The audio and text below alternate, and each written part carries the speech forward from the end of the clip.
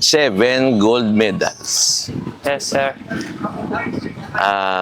Last year, pila ka medal mo gin Juan? Pila ka medal lang imo nadagan? Last regional, nakuha ko nga medal na 2 ka gold and 2 ka silver. Pero sa inyo to nga sport, sa swimming, pila ang may pinakadamo medal last year? 7 golds. 7 golds man. Ano to siya nga, Juan? Nga city or municipality? Tagaylilo, sir. Tagalog. How does it feel nga ikaw nakadaog sang 7 medals sa subong nga ni Raamit? Na-feel ko, sir, na very happy gid ko. And why man ko expect na makakuha ko 7 golds. Pero I'm very happy gid nga nakuha ko na. Ano ang nabatyagan mo nga sa subong pa lang imo nga edad, naangkon mo na ang 7 medals nga why mo gina-expect? Na-feel ko nang always gid na-feel ko happy gid kay nakuha ko na. And nang unexpected man ginamong and why gid ko to expect nga makakuha ko na. Pero amo na nakuha ko gid kag na-achieve ko na. Hambal ni mama mo sa akon sang nag-contact ko sa iya, napaos ka ko, no? Oo. Hindi ko blama. Tingin ko pinsan pa ko, paano napaos si Itan man, kaya galangoy man siya, kasi git siya sa galangoy. But tambal niya sa akon, you are cheering for your teammate, taga Manapla, correct? Yes. So, samtang ka cheering ka to, ano ang feeling mo man nga ikaw mismo, isang medal ka na, ano ang feeling mo ikaw mismo nag-cheering man sa imo nga upod para magdaog? Ang na-feel ko ng doka, man sir, ng doga nervyos man ko para siya bla kay ang hampang nila bla na ang dikitan ay kag sang nadaog sa happy gid man ko siya kay first time man makapalaro. Namin, no? Kay first time yung mga pandaw. Sa imo nga 7 ka gold medals, ang diin ang pinakamabudlay mo nga nakuha nga kategory? Mostly sa 5 kong individual nga events, budlay mas latanan. Pero kung sa ako, nang pinakabudlay gid nga nga event nga nadaog is ang 200 free gid. 200 free. Okay, since before ko mag-swim sa 200 free, nag-swim pa ko sa 400 IM. So, medyo kapoy ko. Pero, ging pawayan ko lang akong self kag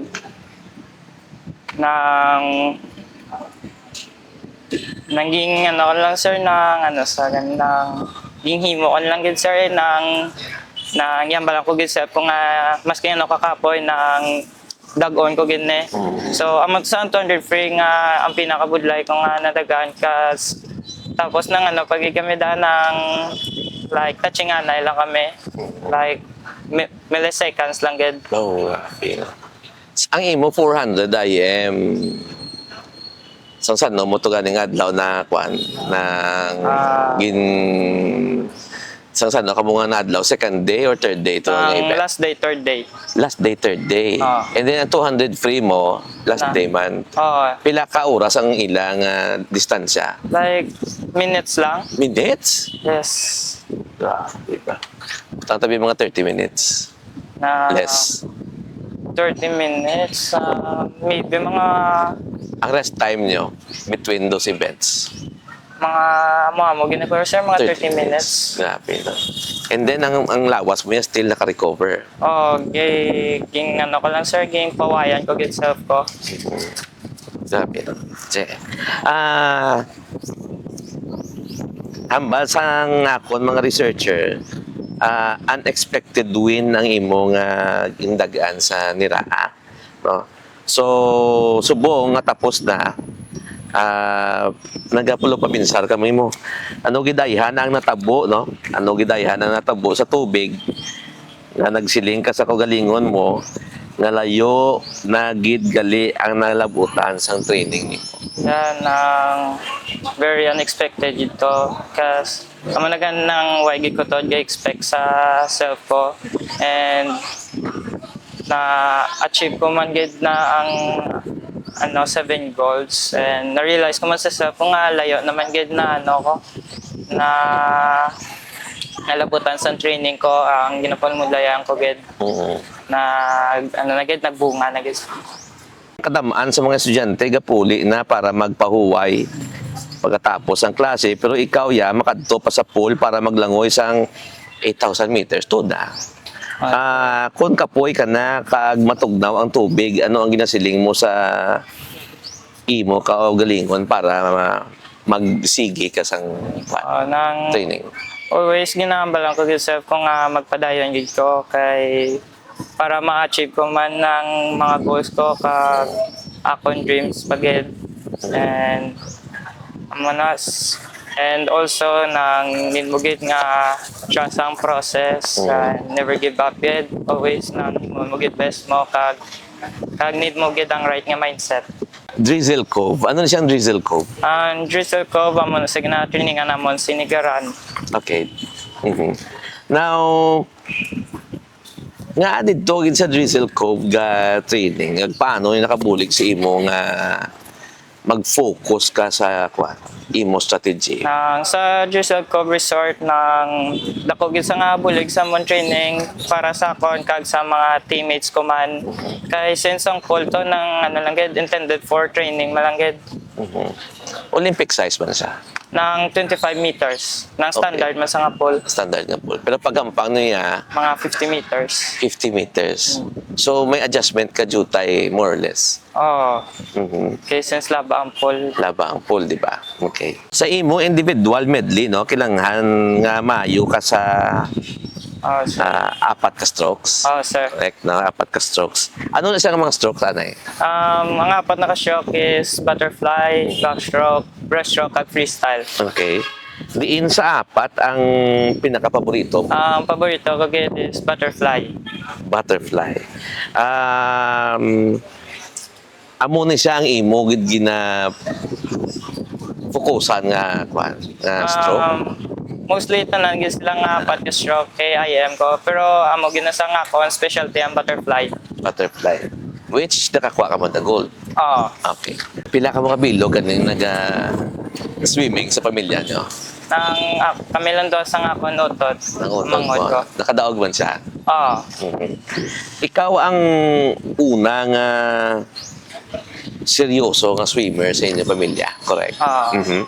Kag mas mabugat bala ang pressure kay ikaw ang nagauna o kung mas nami kay ikaw mismo ang nagadesisyon kung ano ang gusto mo malabo?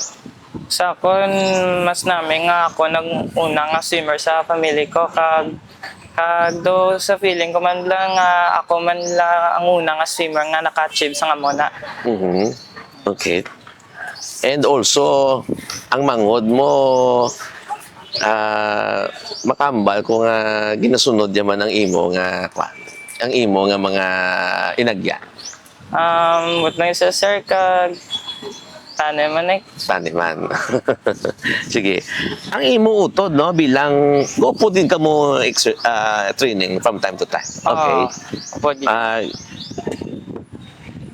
Paano mo siyang ininganyo nga mag-intra man sa swimming? Nang nagsugod lang sa swimming kay ginapudupan mo sa training mo tedo na gustuhan niya man mag-swimming. Okay.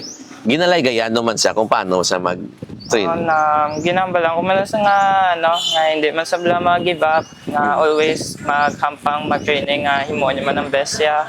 And always hindi jagid trust ang process. Okay. Ano yung paborito yung stroke? Butterfly. Butterfly. Okay. Hindi man buinas, no? Hindi buinas, kundi hard work ang dapat kidi iupod sa inyo training. Okay. Wala ka kuno gapati sa Lucky Charm. Why, my good sir? Why, kid? Ano yung imo ginapangapat na patihan? Si God, sir. Okay. Antes ka maghampang, gapangamuyo ka man. O sir, ng every competition ko, pray gid ko kay God. Sa tanan nga mga athletes, may ara na sila ritual. Sa inyo mga swimmer, sa imo, Bino, ano yung imo nga ritual? Ang may man good sir, basta every competition, pray lang gid ko kay God. Kay kabalo ko nga si God lang gid makabulig man sa akon, sir. And since nga nagsugod ko siya gidara para sa akon, sir. Kag very thankful gid ko, sir, sa tanan nga blessings. Visayan Vipers. Okay. Ano yung Visayan Vipers? Visayan Vipers, amo na siguro ang team guro for palarong pambansa for Negros Island. So, bilang kabahin sa Visayan Vipers nga ma-intra dito sa Agusan del Sur, ano ang pamatsyag nga ikaw isa na ma-represent para sa palarong pambansa pero sa NIR sa Visayas ng mga delegates. Yes, sir. Siyempre, feel ko happy gid ko kag honored gid ko nga i-represent ng Visayan Vipers for palarong pambansa. And since nga padaan nga Negros Island gid nga nga kami gid naguna man represent. Okay. Sino paborito mga swimmer? Utanta sa local sino paborito mong swimmer? Sang akon gid nga idol si TJ Amaro. From what siya? What school? Nasa Subong sa may Ateneo de Manila. Anong specialty ya? Specialty yan ng butterfly. Butterfly. Okay. Nga idol mo gitsa. Idol kay man sir duging inspire man ko kag duging motivate gid nga do better gid sa training ko. Nakita ay man ka mo na TJ? Oh, Kilalahay ka mo? Nakilalahay kami na dito sa Bacolod pag maskara. Okay. Sige. How about players naman niya in the international level? International level, from sa sir ng France, si Leon Marchand. Leon Marchand. Okay. How about the likes of batian manggol si Michael Phelps, no? Nakabulig mo ang city, no? Antes sa siningan ni Ramit, especially si Mayor Jolo. Sir. May message siya kay Mayor Jolo. Bago lang kay Mayor nga thank you so much kid sa support sa akon and also sa ibang mga athlete. Very thankful gid kami sa wala mo katapusan nga suporta. Sige. So, on the palarong pambansa, ibantayan mo ng imong ang imong record. Kaya when I see you as I see you as Aquaman. Amo na nga ako nga gintawag sa imo. Kay wala ka nagataka sa tubig. So, good luck sa imo nga endeavor sa palarong pambansa, and I hope you will bring pride to La Carlota City. Yes, sir. Upod sa imo mga team sa Visayan Vipers. Okay. So thank you very much kid Ethan, and we will hope to see you again. Okay? Thank you, sir. Thank you again. Okay. Yeah. Thank you.